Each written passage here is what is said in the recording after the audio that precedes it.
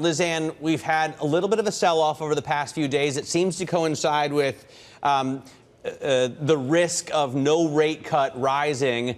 Are you concerned that the Fed at Jackson Hole may not signal that they're going back to cutting rates? You know, Matt, I'd be surprised if Powell was explicit. This is a pre-planned speech. It's about the framework that the Fed operates under, and I think his formal comments will largely be about that with any kind of signaling. That doesn't mean the attention is not going to be on that, but I do think it's the labor market that holds the key, notwithstanding the FOMC minutes that came out earlier this week that said at the time of the July meeting, there was more of a bias other than the two dissenters, Waller and Bowman. There was more of a bias toward the inflation side of their mandate as a reason not to move. But that, of course, was in advance of the release of the July labor market report, which obviously was very weak. And I think even without inflation coming down to their target, if we were to see further weakening in the labor market, we didn't get great news out of the claims report today.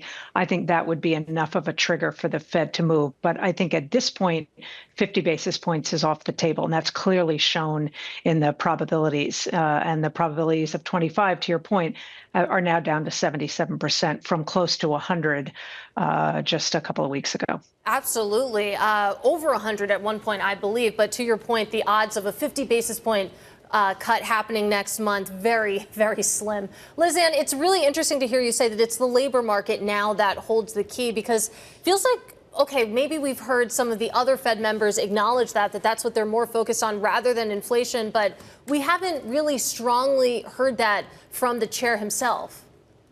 We have not recently, but do keep in mind that as recently as last fall, when the Fed cut the Fed funds rate by 100 basis points and they launched with a 50, that was based on perceived weakness in the labor market. It wasn't exacerbated from there. And I think the bond market sent a message maybe to the Fed more broadly, given that the 10-year yield over the span of time that short rates went down by a percentage point, long rates went up by a percentage point.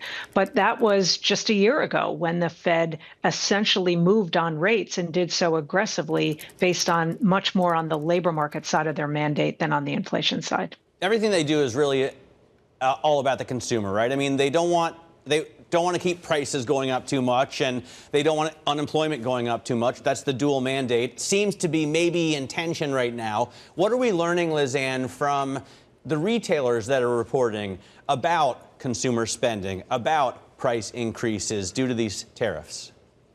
Kind of depends on the retailer, as we have seen. You've had kind of a mixed bag. I thought maybe one of the interesting set of comments came out of Home Depot because of some patting of themselves on the back a few months ago about the ability to sort of either take it in profit margins, but regardless, not have any significant plans to pass price increases along, and that tune changed.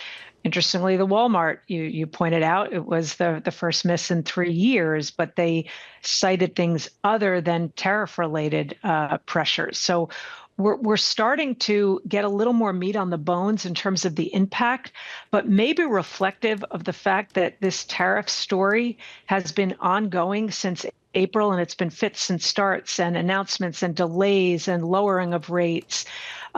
That makes this a much more difficult and spread out process of trying to glean what the ultimate impact is. You're seeing it in a bifurcated way in the inflation data. You're hearing different things from different companies, some of which is a function of did they do a lot of front run ordering, building inventories at a low cost basis such that they bought themselves some time. So it's fine-tooth comb time to try to assess this as opposed to moment in time ability to do that.